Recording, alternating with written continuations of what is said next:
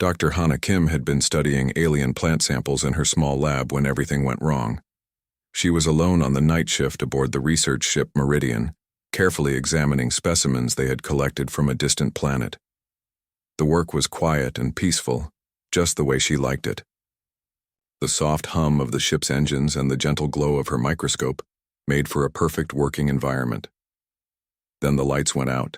Emergency alarms started blaring throughout the ship. Red warning lights flashed in the corridors.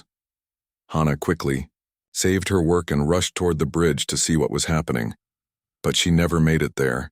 The attack came so fast that most of the crew didn't even have time to reach their emergency stations. Strange ships appeared out of nowhere, surrounding the Meridian like hungry wolves. These weren't like any vessels Hana had ever seen before. They looked organic, almost alive, with twisted metal surfaces that seemed to pulse and breathe. The Kythera had been watching human settlements for 8 long months. Their scout ships had visited dozens of human colonies, always staying hidden in the shadows of space. They studied everything about humans, how they walked, how they talked, how they reacted to danger. The insectoid aliens took detailed notes about human bone density, muscle strength, and psychological responses to stress. What they saw convinced them that humans were weak. Compared to other species in the galaxy, humans seemed pathetically fragile. Their bones broke easily. They lived for such a short time. When faced with real danger, they often panicked and made stupid mistakes. The Kythera scientists labeled humans as Category 5 fragile species in their official reports. This classification meant humans were perfect for their experiments. The Kythera were developing new biological weapons, and they needed test subjects that wouldn't fight back too hard. Humans seemed ideal, weak enough to capture easily, but intelligent enough to provide useful data. When Hana woke up, her head felt like someone had hit it with a hammer. The neural dampeners the Kythera used left victims dizzy and confused for hours. She found herself lying on a cold, hard floor inside what looked like a crystal cage. The walls were completely transparent, letting her see everything around her. The sight made her stomach turn. She wasn't alone. Dozens of other prisoners sat in similar cells, all arranged in neat rows like products in a store. Some looked almost human, while others were completely alien. There was a tall, blue-skinned creature with 4 arms who kept rocking back and forth. A small, furry being with large eyes huddled in the corner of its cell, making soft whimpering sounds. Another prisoner looked like a walking tree, its bark-like skin scarred and burned.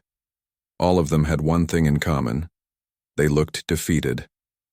Their captors had chosen them because they seemed weak and helpless. The facility around them was enormous. Machines hummed and clicked everywhere, their purpose unknown but clearly sinister. Through the transparent walls, Hana could see insectoid creatures moving around with scientific instruments.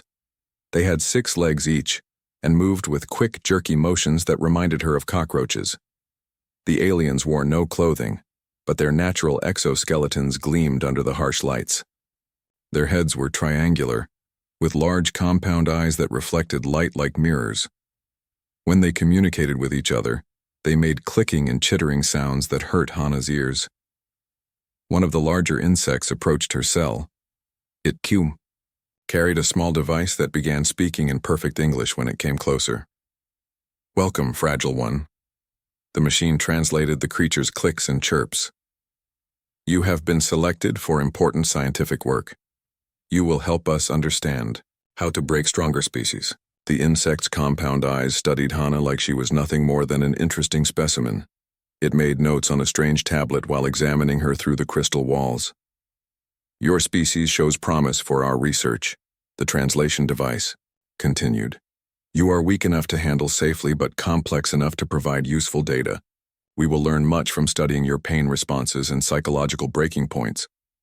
Other Kythera scientists gathered around Hana's cell, all making their own observations and notes. They pointed at her with their sharp, claw-like appendages and chittered excitedly to each other.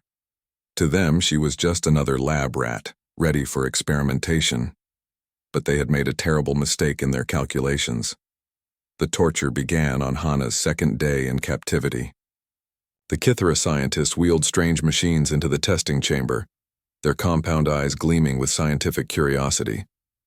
They expected this human female to break quickly, just like their computer models predicted. First came the poison, gas test. They pumped toxic fumes into her cell, chemicals that had killed stronger species within 3 minutes. Hana felt her throat burn and her eyes water, but she forced herself to stay calm. She had grown up in Seoul during the worst pollution, years when the air was so thick with smog that children wore masks to school every day. Her lungs had learned to filter out toxins that would have killed someone from a cleaner world. The Kithara scientists chittered in confusion as Hana remained conscious after 10 minutes. They increased the concentration, but she kept breathing, kept thinking, kept watching them through the transparent walls. Next came the temperature tests. They dropped the cell temperature to -40 degrees, expecting her to freeze solid.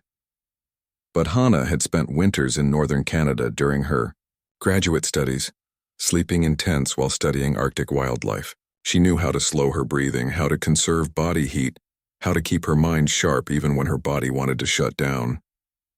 Then they cranked up the heat to levels that should have cooked her brain. The other prisoners in nearby cells had collapsed from heat exhaustion at much lower temperatures. But Hana had worked in the Australian outback, in deserts where the ground temperature reached 60 degrees. She had learned to ration her sweat, to find coolness in her own mind when her body had none to offer. The psychological torture was supposed to be the easiest part. The Kithara played recordings of human screams, showed her images of destroyed Earth cities, told her that her family was dead. They expected her to break down crying, to beg for mercy like most prisoners did. Instead, Hana watched them. She studied how they moved, how they communicated, how they made decisions. While they thought they were breaking her mind, she was actually learning everything about theirs. The most important thing she discovered was that the Kithara couldn't think like individuals. Every decision went through their hive mind network. When one scientist had an idea, it had to be approved by the collective before any action could be taken. This made them incredibly efficient when dealing with predictable situations, but completely helpless when faced with something unexpected. Hana realized that humans had a massive advantage that these aliens couldn't understand. Every human could think independently, make split-second decisions, and adapt to new situations without asking permission from anyone. This was something the Kithara had never encountered before. During the brief rest periods between torture sessions, Hana began making contact with other human prisoners. She discovered that the Kithara had been collecting humans from across the galaxy, always choosing people they thought looked weak and helpless. In the cell next to hers was Jae Woo, a mining engineer from the asteroid colonies. The aliens had captured him because he was small and quiet, thinking he would be easy to break. They didn't know that asteroid miners had to be incredibly tough to survive in the vacuum of space, dealing with equipment failures and radiation exposure on a daily basis. Across the corridor was Minji, a young woman who had been working at a research station on the edge of known space. The Kithara saw her as just another fragile scientist, not realizing that outer station researchers had to be prepared for everything from alien attacks to system failures with no hope of rescue. There were others too. Do-hyun, a cargo pilot who had survived 3 ship crashes. Sun-hee, a terraforming specialist who had lived on worlds where the air was poison and the water would kill you. Yun-woo, a security guard from the border colonies where raiders attacked every few months. Every single one of them had been chosen because they appeared weak. Every single one of them had survived things that would have killed most other species in the galaxy. As the days passed, Hana began to understand the full scope of the Kithara's mistake. They had studied human biology, but completely missed human psychology. They saw soft skin and fragile bones, but they didn't understand that humans came from a world that had tried to kill them every single day for millions of years. Earth wasn't just another planet. It was what galactic scientists called a death world. The gravity was crushing compared to most inhabited worlds. The weather could kill you in minutes.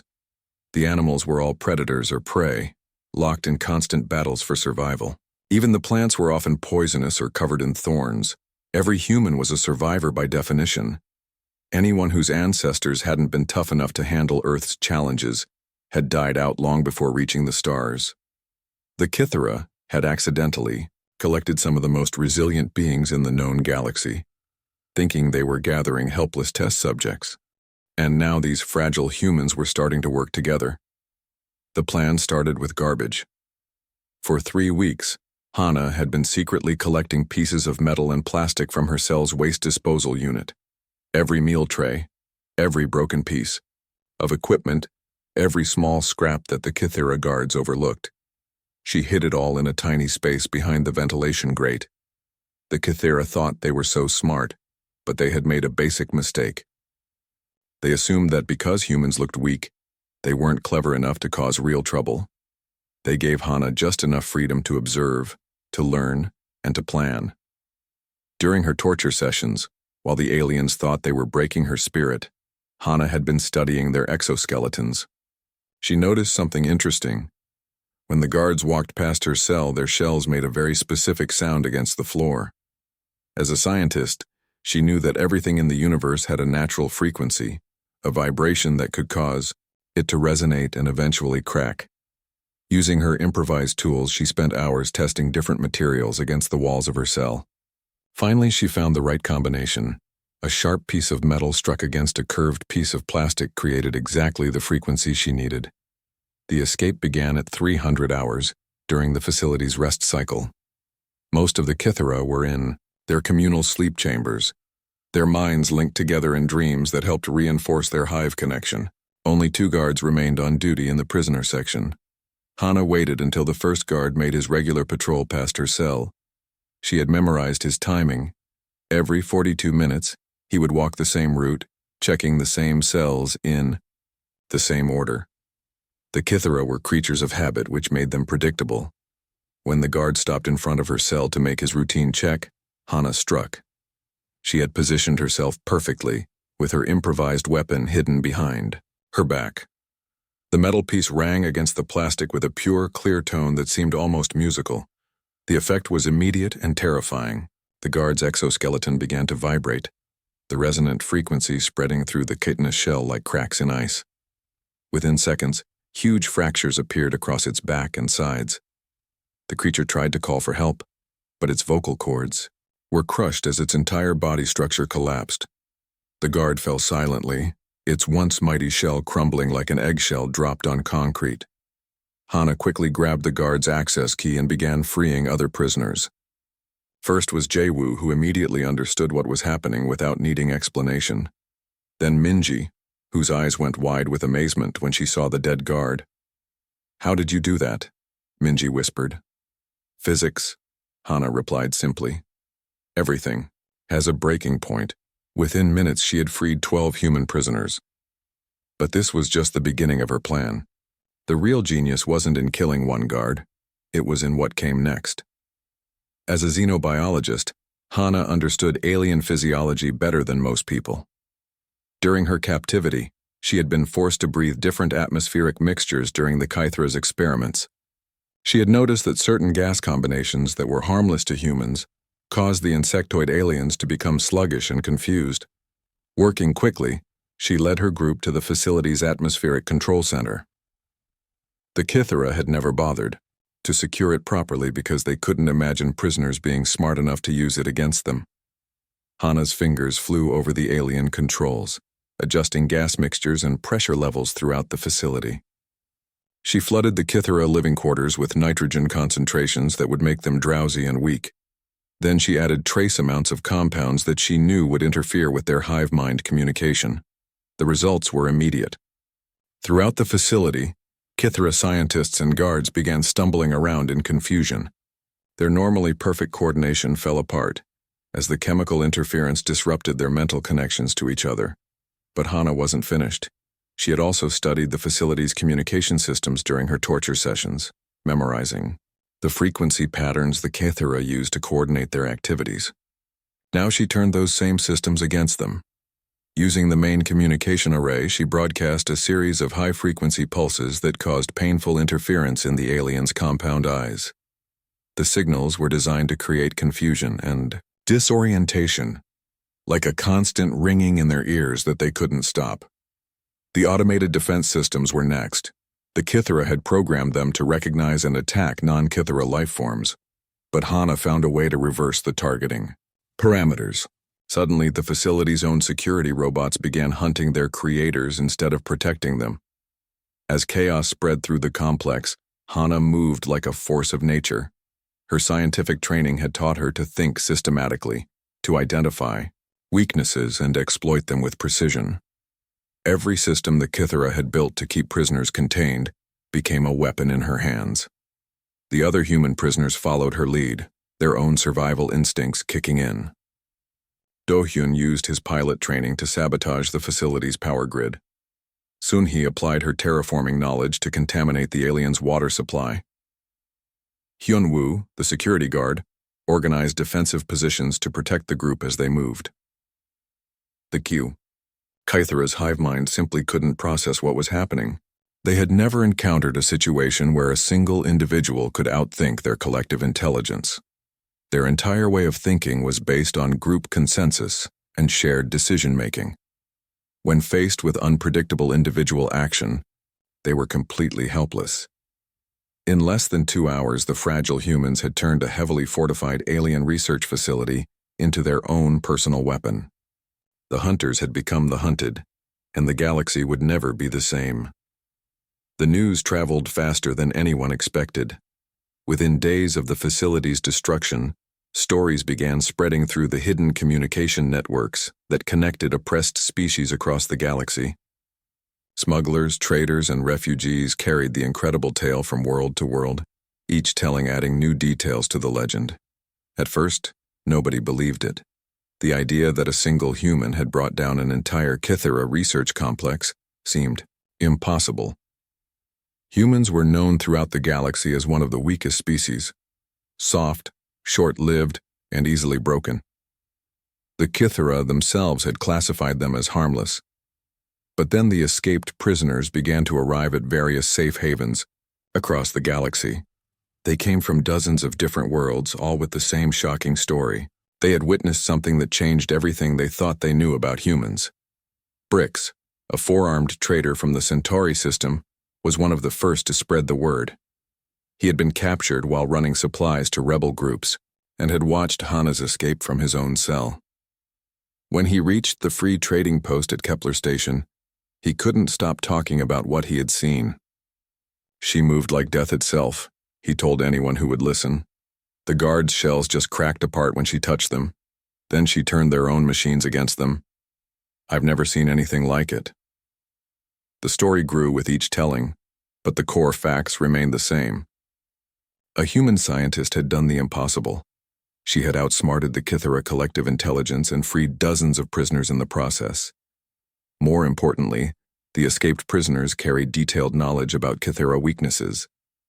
Hana had made sure each freed captive understood exactly how she had defeated their captors.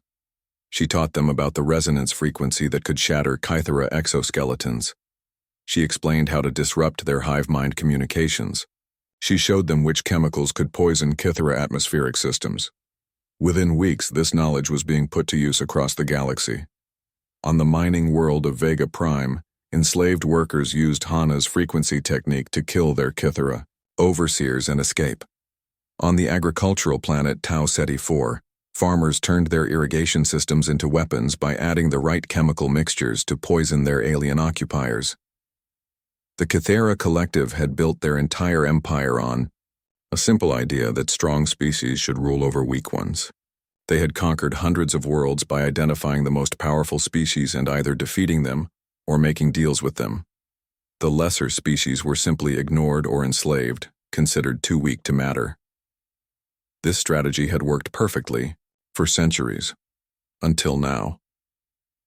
Suddenly, species that the Kythera had written off as harmless were fighting back with devastating effectiveness.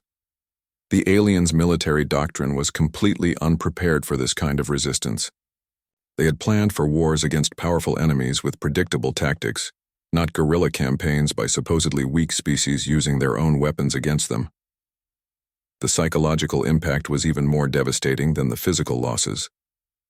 The Kithera hive mind began to experience something they had never felt before: doubt. If they could be so completely wrong about humans, what other mistakes had they made? How many other fragile species were actually dangerous? Fear spread through their ranks like a virus. Kithera soldiers who had once marched confidently into battle now hesitated, wondering if their next enemy might have hidden strengths they couldn't detect. Their commanders second-guessed intelligence reports that had once seemed reliable. The collective's decision-making process, which had always been swift and efficient, became slow and uncertain. Meanwhile, Hana found herself at the center of a growing resistance movement. She had never wanted to be a military leader, but circumstances had thrust the role upon her. Species from across the galaxy began seeking her out, asking for her help in fighting their Kithera oppressors. She established a secret base on an abandoned asteroid mining station, far from the major shipping lanes where Kithera patrols might find them. Here, she began training representatives from dozens of different species in what she called asymmetric warfare, the art of turning an enemy's strengths into weaknesses. Her first students were other humans who had escaped from Kithera custody. Minho, a former engineer, learned how to sabotage alien technology. Xiaoyong, who had worked in planetary communications, became an expert at disrupting hive mind networks. Ji-hoon, a former medical researcher, developed new chemical weapons specifically designed to target Kithera biology. But Hana's most important lesson wasn't about weapons or tactics. It was about mindset. The Kithera think strength means being the biggest and the strongest, she explained to a mixed group of aliens during one training session. They measure everything by physical power and technological superiority. But real strength isn't about what you can lift or how many ships you have in your fleet. She gestured to the diverse group around her, small, fragile-looking beings that the Kithera had dismissed as worthless. Real strength is about refusing to give up. It's about adapting when things go wrong. It's about finding solutions that your enemy never thought of because their minds work differently than yours.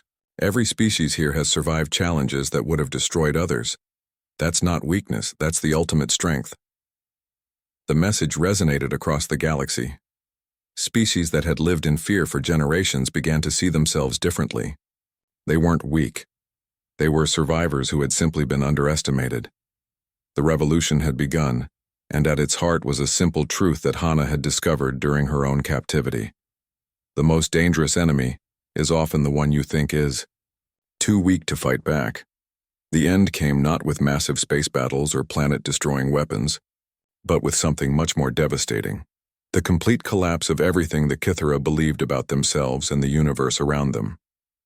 For over 1,000 years, the Kithera collective had built their entire civilization on one simple idea: the strong should rule the weak. This wasn't just their military strategy or political system. It was the foundation of their identity. They saw themselves as the ultimate predators, perfectly evolved beings who had earned the right to dominate lesser species through their superior intelligence and technology. But Hana's escape had shattered that worldview completely. The psychological impact spread through their hive mind like a deadly infection. Every Kithera in the galaxy suddenly had to confront the terrifying possibility that they might not be as superior as they had always believed. If a single human, a member of what they considered the weakest species in known space, could outsmart their entire collective intelligence, then maybe they weren't the apex predators they thought they were. This doubt paralyzed their decision-making process. The hive mind that had once moved with perfect coordination now second-guessed every choice. Military commanders hesitated before giving orders. Scientists questioned research that had been accepted as fact for centuries. Politicians couldn't agree on basic policies. Meanwhile, the revolution that Hana had sparked continued to spread across the galaxy. The worthless species that the Kithera had ignored or enslaved were rising up everywhere, using the tactics she had taught them. More importantly, they were working together in ways that the galaxy had never seen before. The Fragile Species Alliance, as it came to be known, was unlike any political organization in galactic history. Instead of being based on military power or economic strength, It was built on a revolutionary idea, that diversity was actually a source of strength, not weakness. Each member species brought something unique to the alliance. The small, quick-thinking Villani became master scouts and infiltrators. The methodical, patient Thornback people proved excellent at long-term planning and logistics. The emotional, intuitive Zephyrians had an amazing ability to predict enemy behavior and boost morale during difficult times, and at the center of it all were the humans, providing strategic leadership that no other species could match. Their experience surviving on Earth, a world that had tried to kill them every single day for millions of years, had given them a unique perspective on problem-solving and adaptation. Hana found herself reluctantly thrust into the role of overall strategic coordinator for the Alliance. She had never wanted to be a military leader, but her fellow humans and the alien species all looked to her for guidance. The quiet scientist who had once spent her days studying plant samples was now planning the liberation of entire star systems. The Alliance's first major victory came at the Battle of Kepler Station, where a combined fleet of supposedly weak species defeated a Kythera armada 3 times their size. They didn't win through superior firepower, but through tactics that the enemy couldn't predict or counter. Ships that appeared to be retreating in panic would suddenly turn and attack from unexpected angles. Communications that seemed like desperate pleas for help were actually coded instructions for coordinated strikes. The Kythera commanders couldn't understand what was happening. Their hive-mind intelligence, which had always been their greatest strength, became a liability when facing enemies who thought as individuals. Every time they tried to predict alliance movements, the humans would do something completely unexpected that threw their entire strategy into chaos. Within 2 years, the Kythera Collective had lost more than half of their territories. Their remaining forces were scattered and demoralized, no longer certain of their own superiority. Many Kythera worlds simply surrendered without fighting, their populations too psychologically shattered to continue the war. The final collapse came when the Kythera homeworld itself fell to Alliance forces, not through invasion or bombardment, but through a peaceful occupation that the defenders couldn't bring themselves to resist. They had lost the will to fight against enemies they had once considered beneath their notice. With the war over, Hana could finally return to the work she truly loved, scientific research. But everything had changed. Her new laboratory was aboard the flagship of the Fragile Species Alliance, a massive vessel that served as both a research station and the mobile capital of the new galactic government. Instead of studying how to destroy enemies, Hana now focused her brilliant mind on understanding how different species could work together. She researched communication methods that could bridge the gap between wildly different forms of intelligence. She developed protocols for sharing technology and resources fairly among species with completely different needs and capabilities. Her most important discovery was that cooperation wasn't just more ethical than domination. It was actually more effective. When species worked together, combining their different strengths and perspectives, they could accomplish things that no single species could achieve alone. The galaxy had learned a lesson that would reshape civilization for generations to come. True power didn't come from being the strongest or the smartest or the most technologically advanced. It came from the stubborn refusal to give up, the ability to adapt to any situation, and the wisdom to work together with others who were different from yourself.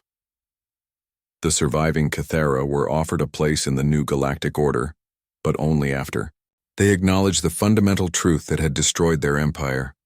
The most dangerous predator is often the one you underestimate, and the greatest strength comes not from ruling others, but from standing together as equals.